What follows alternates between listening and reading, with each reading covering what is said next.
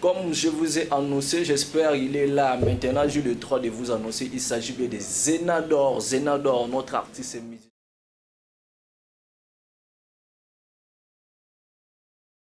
Sans plus tarder, à qui je vais saluer Zenador Mote.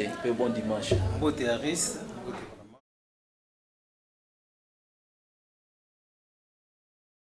Et santé vraiment très sympa.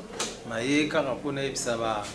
Ba meloman na ngai baza ko tuna mingi. Oh Zenador amona na raté saute mouton. Baninga na nga nyonso tu ya Angola, surtout bino na Brazzaville, boza ko benga on a lingi télévision te na do chaka ka disque tout ça. Nga mo lelo vraiment na ye, o ya sali saute mouton. O bozo kana kini saute mouton. Nga mo ye, asa vraiment na plateau avec Harris pour tout développer. Boye ba pourquoi na salaki et puis ni ne sengi pour na saute mouton wana musique vraiment na danse. J'étais un grand danseur, bato ba yebi nga yo ba yebi. Qui vraiment danseur à Makasi, vie à inspiration en Zambé, na commis rappeur, na participé à Fatima Seya, na Babouchi, sérieux en Abissonioso. Congolais et Congolais, moi souffrance en l'élo et l'équipe au Mengwalo Bité. Mon kili a l'élo et c'est une coopération, négociation, sa division. Na bomoko, ndeto kolonga, na lisanga ndeto kokende liboso. Merci, bon dimanche et bonjour à tous nos téléspectateurs de la Yokason Télévision et nos fidèles de la Rendez-vous des Stars, notre émission Les Rendez-vous des Stars de tous les dimanches de 13h30 jusqu'à l'aube. Comme vous voyez, on est là, ça c'est la chaîne de notre DG Delphin Toumbaka Tene. Donc ici, c'est la noblicité, donc comme vous voyez on est là en forme. Je salue également notre cordon Blaise Titenge là où il est, Georges Mouya à la régie, sans oublier LG le formateur, sans oublier Arnaud de Mouya à la caméra, Souzi Mwenda Balobi, bougie de la presse. Je suis là, Aris Madou, journaliste Erboga à la présentation. Bon dimanche chez vous encore, sans oublier Osis écoutif de notre rendez-vous. Avant tout, on commence d'abord par une chanson religieuse qui va nous animer, qui va nous donner un bon esprit, qui nous conduira jusqu'à la fin de cette émission. Sans plus tarder, Georges Mouya balance nous une chanson religieuse. Niatabo Toleka. Merci beaucoup LG Georges Mouyaya à la régie. De retour sur notre plateau, comme vous voyez, comme on dit toujours, les rendez-vous des stars, c'est une émission, c'est un rendez-vous entre artistes et journalistes. Aujourd'hui, nous avons un rendez-vous avec notre artiste que je vais d'abord cacher, parce que je sais que vous êtes tellement soifés de les voir, mais vous les verrez. Il est tellement beau à côté de moi, là, je les vois vraiment. Je vous dis, vous allez aimer les rendez-vous d'aujourd'hui parce qu'on va développer, on va parler avec lui beaucoup d'actualités sur musicales, de tout ce qui se passe au Congo. Donc, je ne serai pas trop pressé d'annoncer tout ici, mais j'aimerais lorsqu'il serait là, on va en parler entre nous deux. Donc, bientôt là, vous le verrez, il est juste à côté de moi. Permets-moi de voir mon invité Arnaud Mouya. Comme je vous ai annoncé, j'espère il est là. Maintenant, j'ai le droit de vous annoncer. Il s'agit bien de Zenador. Zenador, notre artiste et musicien qui interprète pas mal de chansons et il chante très bien. Et il fait aussi de l'animation comme il est capable de tout faire, de tout interpréter. On a vu aussi sa chanson, il est beaucoup reconnu par sa chanson qu'il a chanté pour le pays. Et puis la danse, c'est saut de mouton. Et là, vraiment, qui est en train de cartonner, sans plus tarder, à qui je vais saluer, Zenador Mote. Bon dimanche. Mote Harris. Merci vraiment présence na auto CPL na plateau na biso ya Yokason au répondre à rendez-vous des stars ya dimanche à Lelo. Bonne santé. Et santé vraiment très sympa. Maye karapona ibsaba ba meloman na ngai baza ko tuna mingi. Oh Zenador amona na raté saute mouton. Baninga na nga nyonso tu ya Angola, surtout bino na Brazzaville, boza ko benga on a lingi télévision te na do chaka ka disque tout ça. Nga mo lelo vraiment na ye, o ya sali saute mouton. O bozo kana kini saute mouton. Nga mo ye, asa vraiment na plateau avec Harris pour tout développer. Boye ba pourquoi na salaki et puis ni ne sengi pour na saute mouton wana. Dès na lobai kaka parmi ba fondateur ya Fachi Beto, nga na kati. Ouais.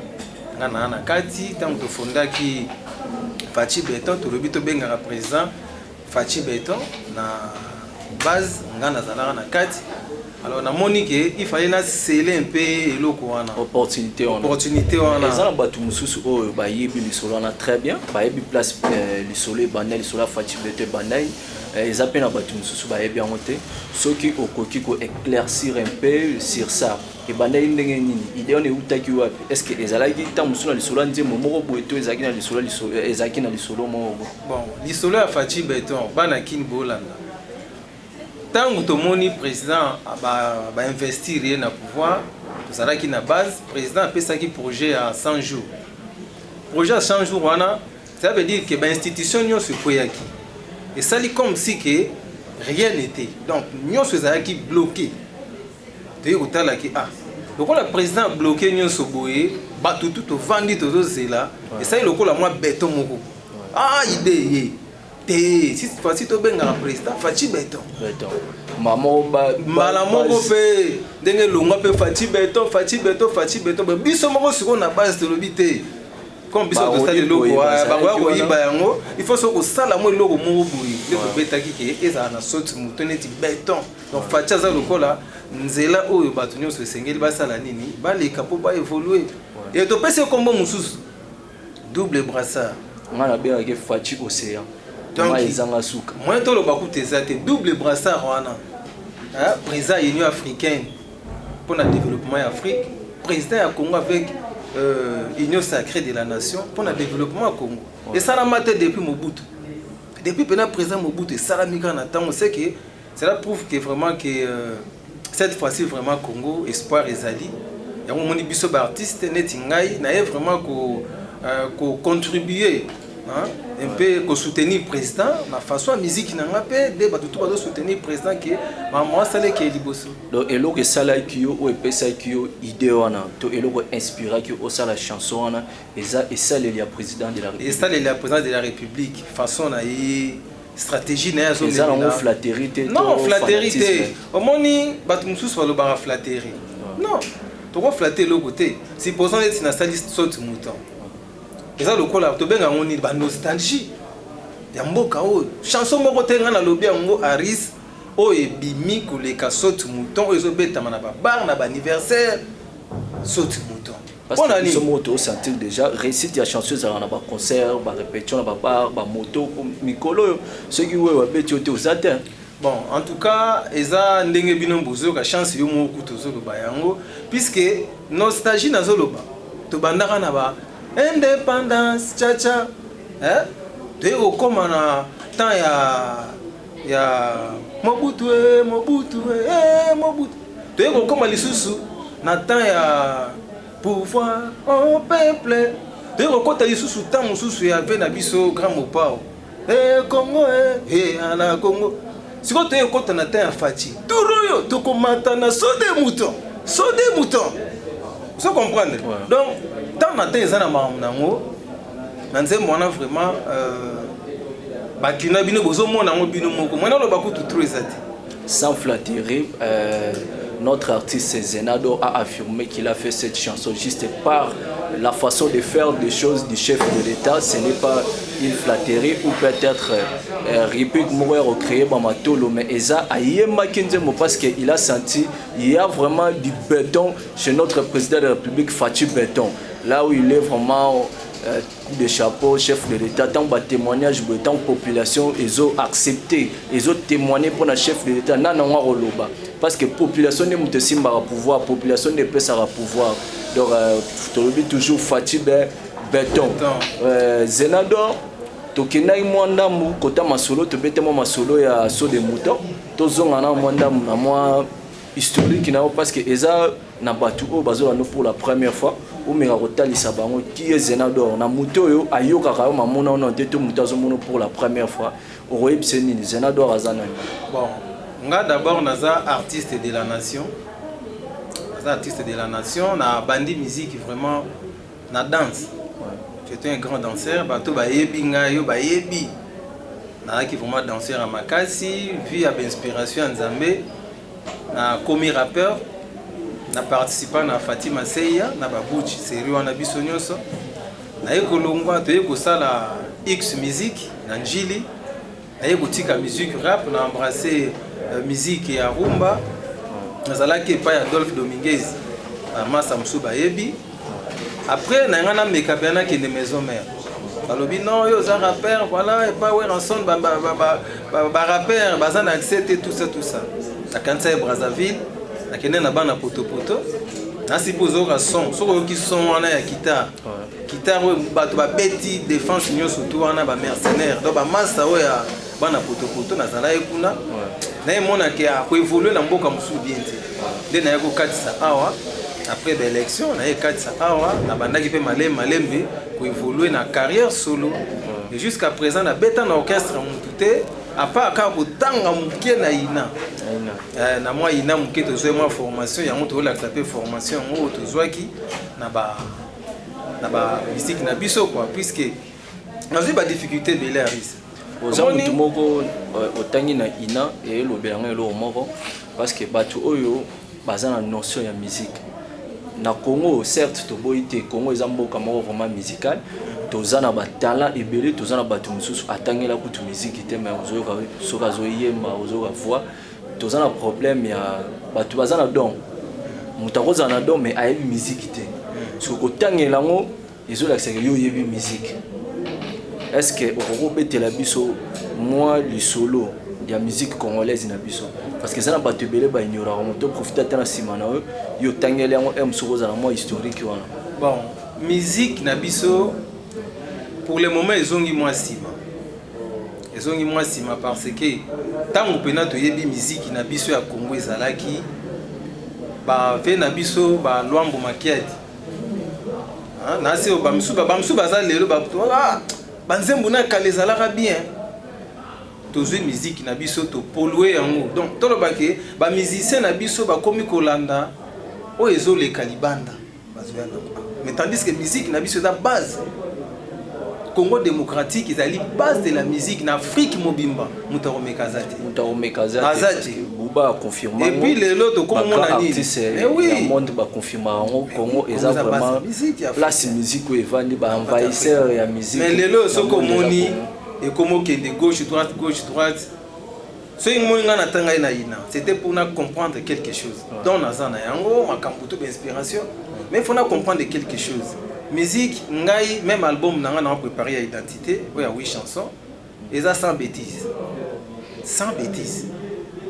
Parce que tant on l'a eu bon, on a qui la musique congolaise, c'est ça bêtises. Ezali et loko, on a biso dans la culture, on a biso. On a eu bêtises, c'est ça ni non bêtises. Bêtises ni. Bêtises, ça veut dire quoi? Comment yo musicien? Vous en a parlé de tout vendre derrière moi, vous avez s'inspirer de ça la chanson. Vous avez des chansons. Vision ya chanson d'abord. Faut y bageti na ça la chant oyo. Tango papa koyoka, maman yoki, neti basoti muto. Ova na kiti. Utali même danse. Na longoli ba danseuse mususu po na ba danseuse ne ba bina. Na sali tout ke na bimisa mibali ebele ke basi po na yebi place ni nzembo ezokende.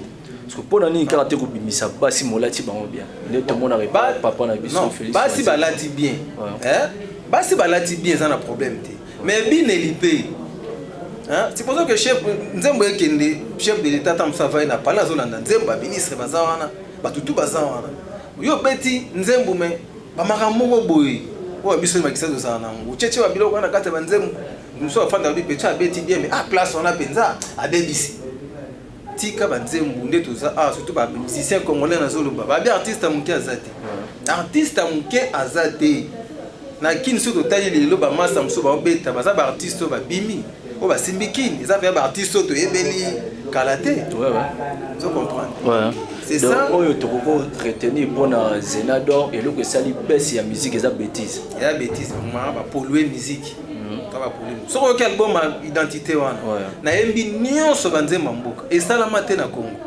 Et ça la maté donc banzemba to ezaka ya marambo eko pesa mboka na biso évolution. Mais du moins oyembi on a lingala. Nenda na lingala mingi moko to kochaka boka moi ba swahili tuluba kikoma ba sikoyo saute mouton eza générique la bête on peut na générique hein et parti moko na boaki mokonzi alobi bana nyonso Afrika batelema mokonzi alobi peuple congolais doit changer mentalité mokonzi alobi vous demandez que Et ça, animation. Animation. Conseil moro na animation. Na place que tant au bazo le animation, tant bazo betel sur la musique congolaise, ba mona mamo bêtise mais yo OK na on a angle moro ya musique, il y a conseil musique il y a ko zongisa mututo ya réveiller conscience ya peuple congolais. La musique ce sont des chansons qui mettent debout tout le monde. Ouais. Qui mettent debout tout le monde. Mais en dansant. Ils ont révélé conscience à Moutoumé, na robine. Na robine, puis c'est un lobby, quelque part dans le lobby. Congolais et Congolais, moi souffrance en l'élo et l'équipe au Mengo lobby. Mon kili a l'élo et c'est une coopération, négociation, sa division. Na bomoko, ndeto kolonga, na lisanga ndeto kokende liboso. Donc déjà, et ça danse, mais moutou quelque part à sentir que non moi il a raison à quatre. La tête est marabongo bongo te. Donc la chanson peut à calezala qui pour mettre la nzembo mboka, faut qu'on mette banzembo lemba, banzembo moko bote. Génération a fatché za bongo te. Qui lelo na quatre ba chanson patriotique. Qui lelo ko saranate c'est benete les mi batu ba bini. Pourquoi pas Congo peut to kota na rythme ya ki batu ba tele marapé ba so bini. Pour na yo afrobeat c'est le beloni. Afrobeat nazana album à 16 chansons. Pour les en dehors à identité, un album à 16 chansons, la bien un mirage. Ils en a afrobeat na kati, ils en a rap. Na meke un peu pour ça la ndenga na yebeli musique, na chepe na ba rumba, ba bloc belé ba afrobeat ezali. La bien un mirage. On ne sait pas, mais pour le moment ce qui est nécessaire pour moi, ezali album identité nzembo ya soti mouton na tiré ngo juste na kati ya identité pour na flasher ba ba mona. Est-ce que vous pouvez permettre biso to zo moi flash ya so de mouton pour mes atta ozana ngo wana na osenga kamba moko LG non yo senga ka LG a flasher ba ngo ozana ngo 3 minutes mais 3 minutes ya pili les autres soirs. Ouais, merci beaucoup. J'ai les formateurs Rodi Mouyaya sans oublier Arnaud Mbouya à la caméra. Je n'oublie pas aussi, je profite aussi de saluer celui qu'on appelle par Mbongo Picture, les patrons, les DG et la fondation na Mbongo Picture, Bambote na Obisika Ozali. Sans plus tarder, Toboa Kamo Koudé, Kunatonia Tabo, Total Saut de Mouton. Merci beaucoup Arnaud Mbouya, on est toujours là, les rendez-vous des stars, toujours avec notre artiste Zenador. On est là, Zenador, Tolani Bor. Sentir animation, vraiment félicitations. Et puis clip réalisé en guitare ma classe. On a péka ba idée na moto inspiration et mon réalisateur. Non, on a conception na ngai.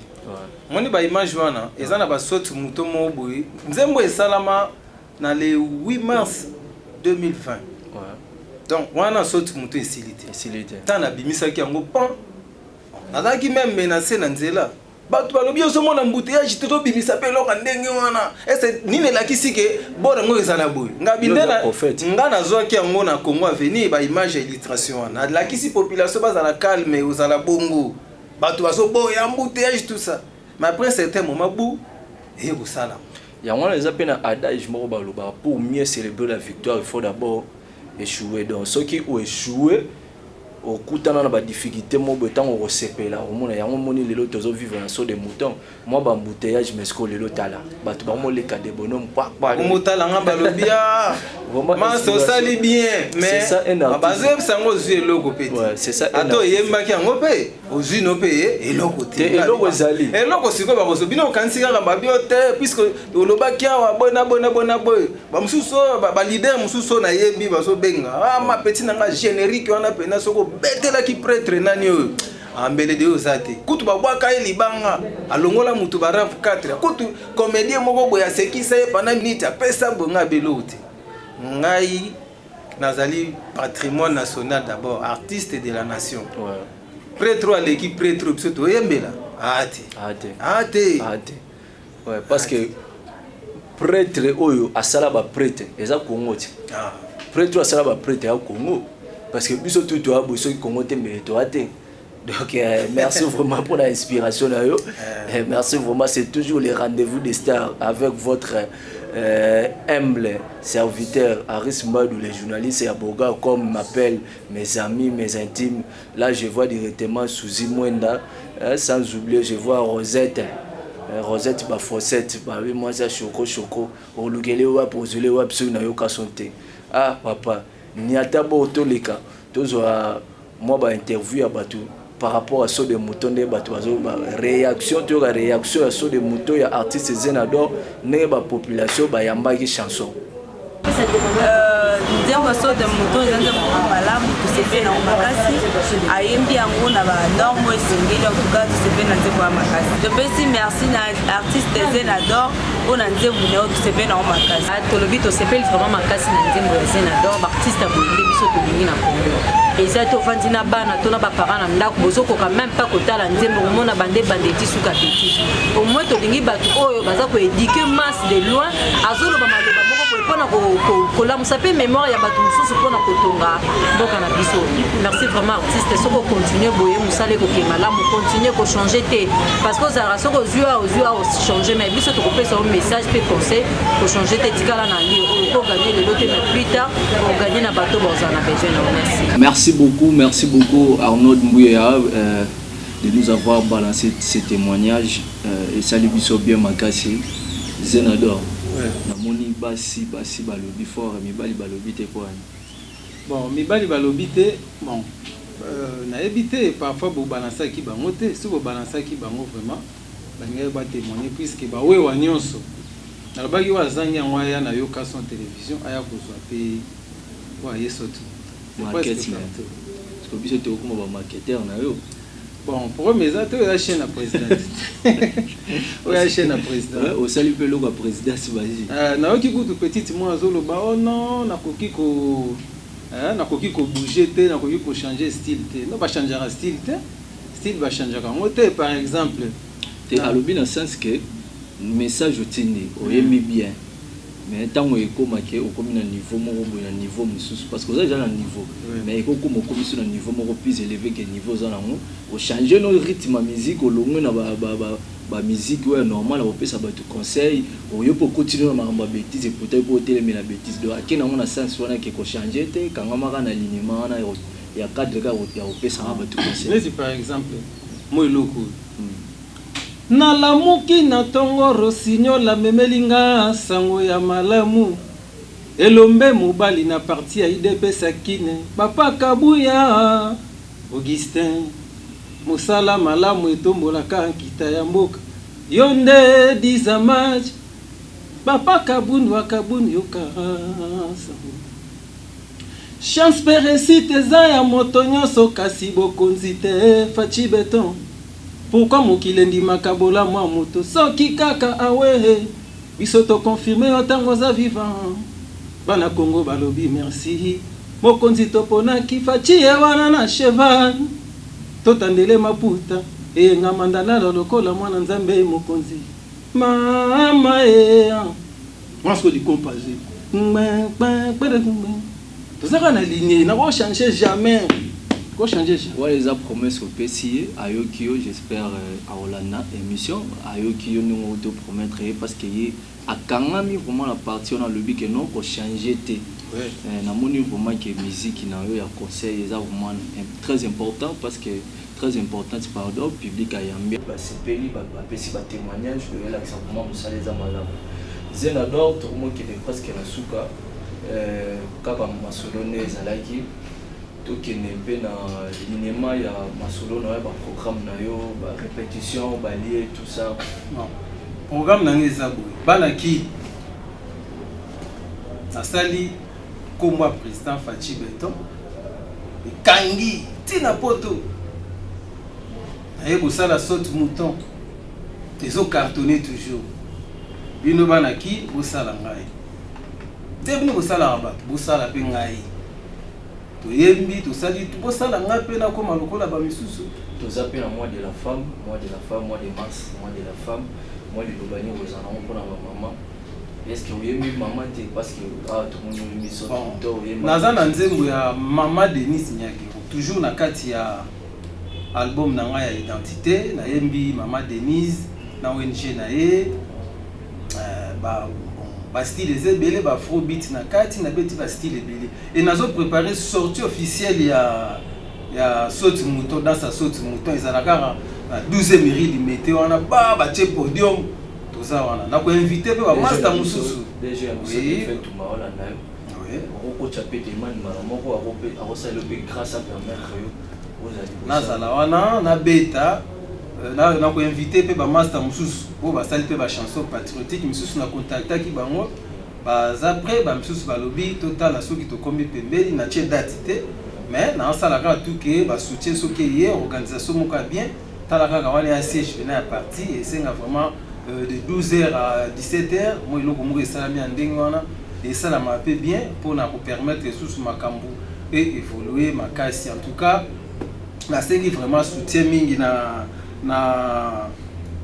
papa na ngai Augustin Kabuya, Jean-Marc Kabound, maman Denise Niagero, na ba staff nyonso la présidence de la République va soutenir ngai ba homme d'affaires, ba femme d'affaires congolais, ba diaspora Bosabe Dachou na boaki na nzembo ya président na moni eloko na nute ba bazala pembeni boye biseke ba boaki na nzembo ya président asala tozala vie bongi Blackson na Transco na kata nzembo zali na to moni peloko te vie bosala biso tozala vie na nga Christian Lusakwedu na boaki na kata chanson na suka yo maintenant to moni eloko te mais na ebike yo za vie solo sala bazala numéro na tango zo ba moni eloko te est na tindi yango na Top Congo audio mais tisi ko ebeta te na ebité comme yokaso eza chaîne ya batu nyonso akolanda na ba bayebi ba koyebise que non voilà Zenador a lobby pourquoi ezo beta te bon yo moko meka ko sala effort ya kuta na bango parce que eza le faire part tant obeti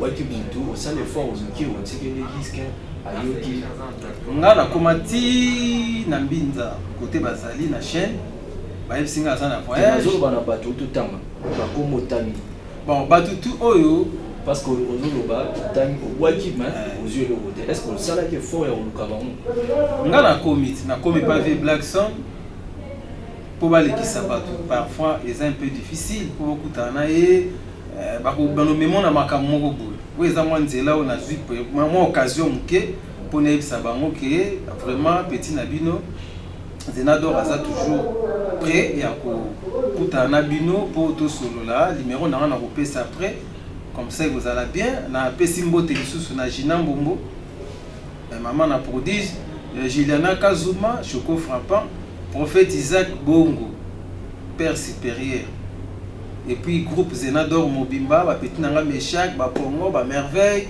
vous allez calme makambu ya ezaka makambu na lobaki na risque makambu eza toujours makambu et puis na bo sanité ba remerciement na papa Delphin Katende Tumba Cordon Jean Blaise Kitenge, caméraman Nangai Arnaud Mbouya, et puis Ndeko Nanga Aris, charismatique, journaliste présidentiel, et tout ça n'est pas béni.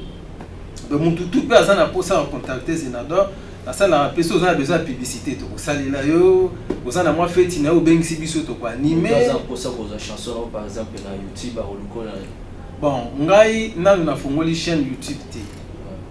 Mais quoi azana pour ça zo chanson benga na numéro na opesa ça na WhatsApp atindeli ochango na posta na YouTube tata na chaîne ya mutu mususu bon na tie na ochango na chaîne YouTube ya Yokason télévision na Yokason télévision vous allez disponible audio na nyoso te vous allez disponible awa de façon que mutu nyoso akoya azui na yo pas contacter nga azui ni na et bon numéro Facebook numéro nangeza 082 77 48 312 087 77 48 312 wana numéro nangeza pe na Facebook ba blog nyosoto numéro mfufu ezali 084 700 666 4 084 700 666 4 bino ba balingaka ba ami okomi Zenador Mobu tout ça na Facebook tout ce qui masola bien to komani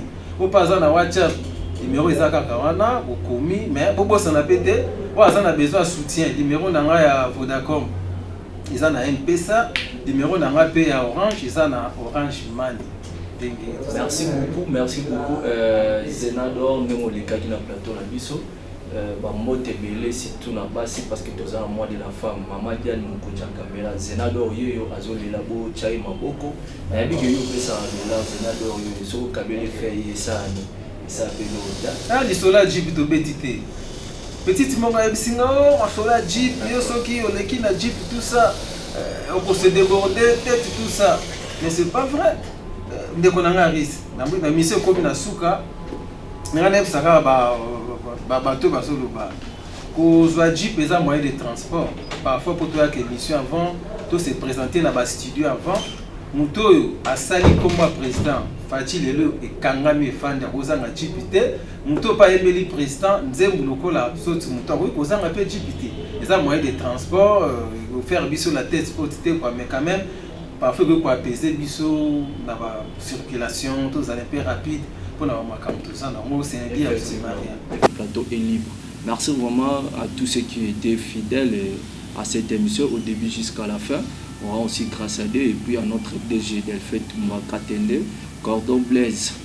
On te salue là où tu es et puis directeur des programmes Ertio Lukoji, sans oublier tous les amis à la régie finale, Georges Mouyaya et les formateurs. Ardo Mouya, on vous salue. Elton Niati, de Miguel Maketama, les jeunes maîtres avocats.